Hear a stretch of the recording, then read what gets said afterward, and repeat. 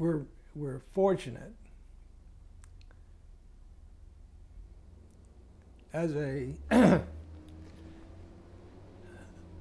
as a country to have young men and women with the spirit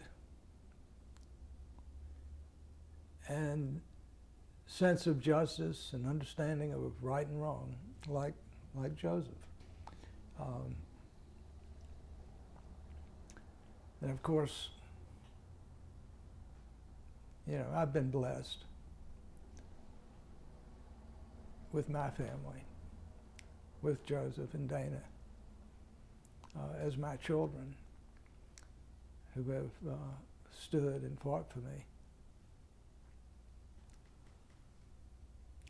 But it's, you know, it's not easy, and it's, you know, it's, you know, I tell you, you know, the tears come when I see the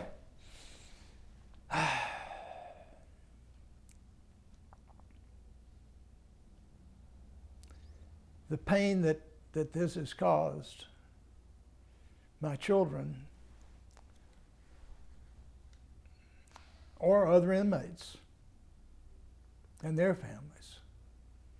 It's you know, it's you know, it's not, being in prison, you know, being in Atlanta, the maximum security prison was scary. I mean, you're in there with a bunch of, you know, this is the prison that held Al Capone and all kinds of famous, notorious people. It's not someplace where you want to be. It's not someplace where you want to be. I was glad to be in solitary confinement for 30 days because you darn sure don't want to be among the general population. But the being in Oakdale and being with these inmates gave me an insight into the pains and the sacrifices of their families and the hardships, and you know, having people like Joseph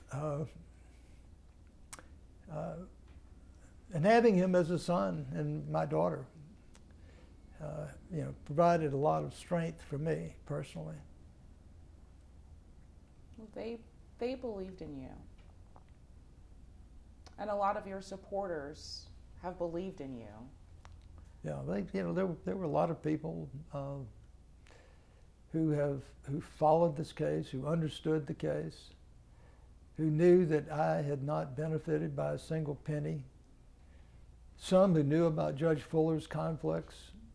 Now disgrace Judge Fuller. We had three.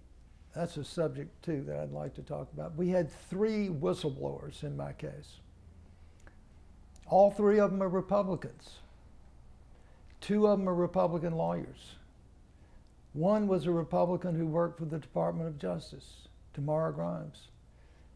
You know, the Dana Jill Simpson was hired to do negative research on me. Instead, she comes forward saying that the husband of my prosecutor told her he had talked to Karl Rove, and Rove had the Department of Justice pursuing me.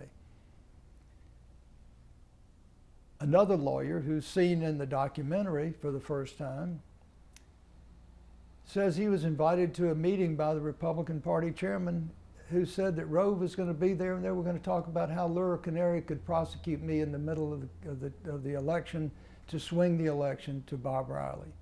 That's in fact what happened, and, isn't it? And the third whistleblower was Tamara Grimes, who said that while Laura Canary was supposed to be disqualified, she never was, that she was involved every day, that she was briefed every day, that she wrote press releases, she rewarded the prosecutors with financial benefits and held a party when I was indicted, and you know, it goes on and on and on.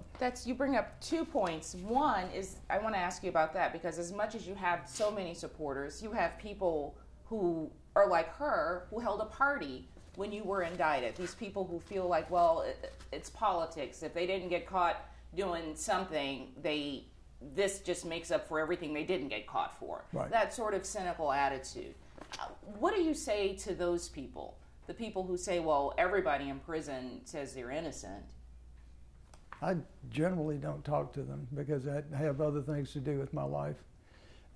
Because you can spend your time talking to people whose views you're never going to change, or you can spend your time talking to people who can make a difference. When I get out of here, when I'm able to freely travel, with permission from my probation officer, I intend to spend a lot of time in congressional districts and in Washington talking to people who can make a difference in our criminal justice system. And I'm going to work as hard as I can to make a couple of simple but very important changes. And we'll see what happens. Hopefully I'll be successful. The legislative oversight for the judiciary looked into your case. A lot of it, I don't know how deep they looked. They did end up citing some of the people that you mentioned, but citing as in saying they criticized them. But then nothing happened with those people. The criticism. Sort of like Judge Fuller. I'm going to answer your question, but Judge Fuller. Judge Fuller gets in your craw. Well, yeah, he should. I mean, he's the one who abused his authority, and he should have recused himself. Clearly, he had a conflict. He opposed the lottery, opposed me. He was embarrassed by the fact that we had audited his office when he was DA or after he left as DA. But all of that aside, the United States Judicial Conference, made up of the chief judges of every circuit, and chief judges of district courts around the country, found and certified evidence to Congress that Judge Fuller had committed perjury and had lied to federal investigators repeatedly, denying that he had kicked, punched, and abused his wife at least 8 times before and after their marriage. He committed violent domestic assault.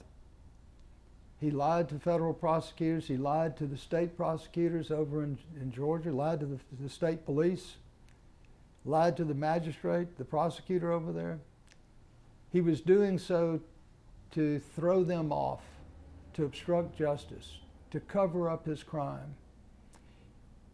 He committed perjury according to the highest ranking judges in the country. Yet the Department of Justice is doing nothing. Here is a man who really is a criminal, who really deserves punishment, but that statue of Justice, Lady Justice with the blindfold, there's one eye open for those people who have a special place, and there's one eye closed for justice on the other hand. And what we've got to do is balance the scales of justice and reset America's moral compass. This cannot continue and have young people like Joseph and others around this country continue to have respect for our legal system, our criminal justice system, our judges and prosecutors, if we do not allow some light to shine in and to expose the misconduct. And then once it's exposed, as it has been with Judge Fuller, for somebody. Now, will it happen with Jeff Sessions? Probably not. Because Jeff Sessions pushed Judge Fuller's appointment. So he was one of the people who got him appointed in the first place. So, how do you do that? How do you make justice happen when there's so many conflicts? If he recuses, is there really going to be someone who's not aware of his personal feelings that's going to take over this case and prosecute Judge Fuller? So the system is about these personal relationships, because Jeff Sessions, if I can use the word nemesis, it sounds to me that that's who he is to you. He's the nation's top cop. These are things you want to change with the system. Do you see any of that happening? Well, I see some things happening, and I mean, I know what I'm going to do. I'm going to go to Washington and talk with approval from my probation officer, and I'm going to lobby my friends in Congress, and I'm going to lobby Republicans, both in the House and Senate, to make these changes, because I think they will see the wisdom and the value of making some of the changes that I will propose. So I am hopeful that, yes, I'm hopeful, and I'm excited about it. And this is my calling now. This is my purpose. So this is what I'm going to do. So we've now talked about past and future. Right. I want to get into present and how do you spend your day? Well, before we do that, I want to. You want to go back to the past? I want to go back to, to make sure we covered this. Well, we haven't covered it. Let's talk about the present. I just finished writing my book. It's being fact-checked. I hope the publisher will agree that the title will be Theft of Democracy. We'll see what we finally settle on. But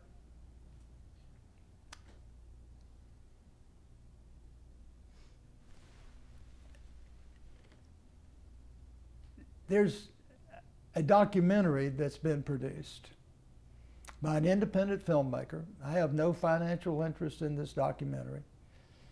And maybe it's a good thing, because it's been banned in Montgomery. They've chosen to censor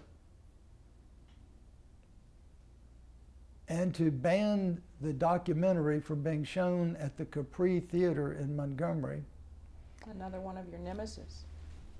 Because Laura Canary, the former prosecutor whose husband was running my campaign, who was Karl Rove's best friend, who worked with Rove for a decade in Alabama, don't want these embarrassing facts about their misconduct and the government's misconduct under their control to be republicized. It was publicized in Time magazine.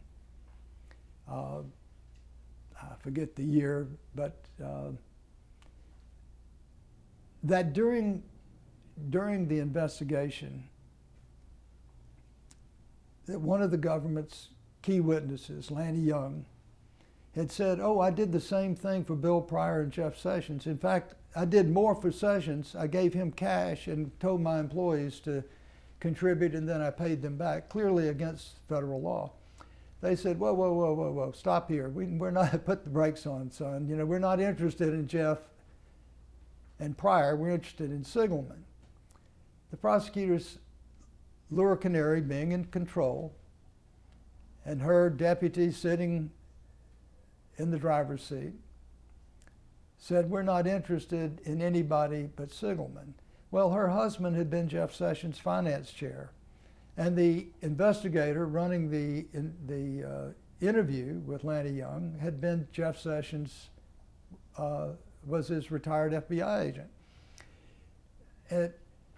There are good reasons why Laura Canary doesn't want this documentary shown, and when it is shown, those who see it will understand clearly why she didn't want it to be shown, because it lays out her misconduct, as well as others, in this prosecution, and raises serious questions of whether she should have been or could be criminally charged. But it goes back to who you know. It goes back to who you know, and with Jeff Sessions as U.S. Attorney, she's not going to be charged. So, maybe she shouldn't worry about it. She just ought to let this documentary be shown in Montgomery. But we plan to ask the Capri to reconsider again. I hope they do, and I hope that that they will realize that the First Amendment is more important than one person's personal feelings about being embarrassed by a documentary. It's also interesting to note that the protection that you and CBS enjoy today was established in an Alabama case, New York Times versus Sullivan, who was a city commissioner in Montgomery. He didn't like what the New York Times had said about him during the civil rights days. So he sued the New York Times, and the Supreme Court in 1964 unanimously agreed that in order to claim defamation, there has to be actual malice. You have to show that the interviewer or the writer or the publisher, the owner of the station, actually knew that what they were going to publish was in fact not true before you could succeed in a defamation lawsuit. So Lura Canary doesn't have a leg to stand on, number one. Number two, New York Times ought to have an interest in this. The Washington Post prides itself on its basic founding principle that democracy dies in darkness. How does it help democracy to ban a documentary in Alabama? The Washington Post ought to be on this and ought to be talking about it and ought to be raising Cain with the, the board of the Capri. If we really believe that democracy dies in darkness, then why are we continuing to hide this report from the Department of Justice about their own misbehavior in my case? It all, whether it's a Russian hacker or a hacker in Baldwin County, the result is still the theft of democracy, the stealing of our democracy. Which is a hot topic right now as Bob Mueller convenes this grand jury and looks into all of these allegations with our president now and his son. When you see that, do you think about your case at all? Are there any parallels there? Because people have called this thing with Trump a witch hunt, that they're digging in. What do you think will happen with the information that Mueller finds? Well, I don't see really any parallels between my case and what's going on with President Trump. My case was clearly a political hit, and it was done specifically to keep me out of the presidential race in 2004.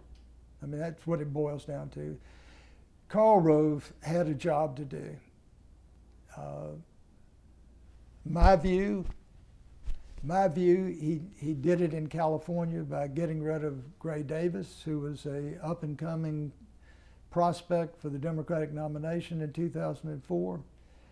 He used the same people in California, Grover Norquist and Ralph Reed, to do in Gray Davis with the help of the Enron's money.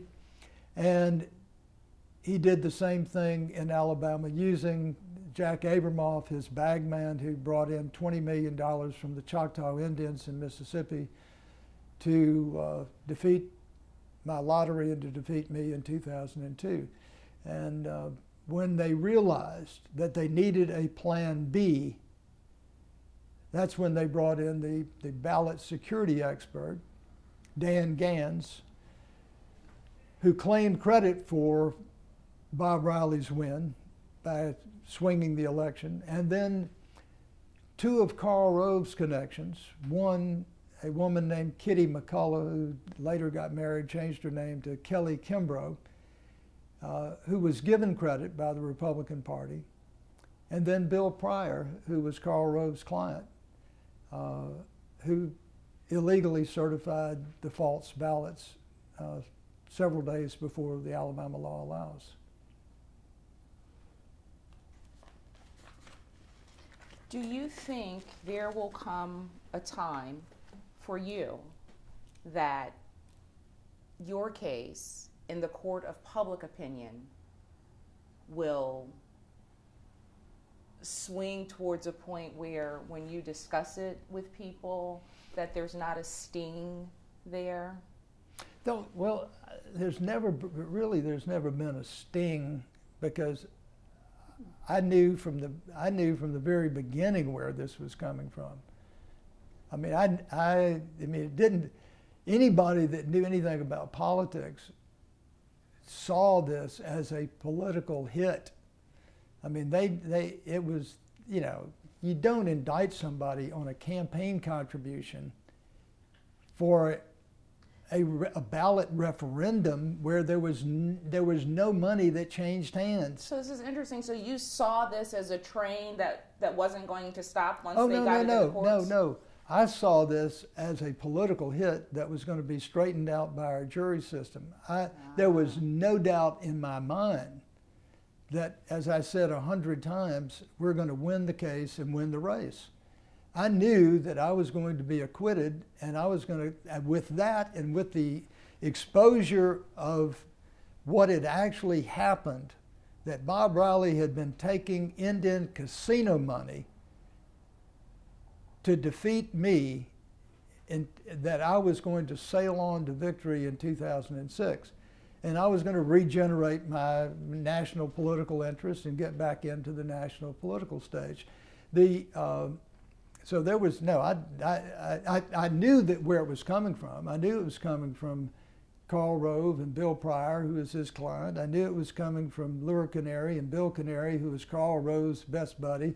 I knew finally that the money was coming in from Jack Abramoff, who was Karl Rove's, you know, sidekick from when they were in college, Young Democrats, and Ralph Reed, who was, you know, all part of that Karl Rove Young Republican connection. There was no doubt in my mind where this was coming from. I didn't think our jury system would let me down, even though I saw Judge Fuller presiding, and even though I was aware that he didn't like me, I thought, the jury's got my back. There's no way that this jury is going to convict when I didn't do anything.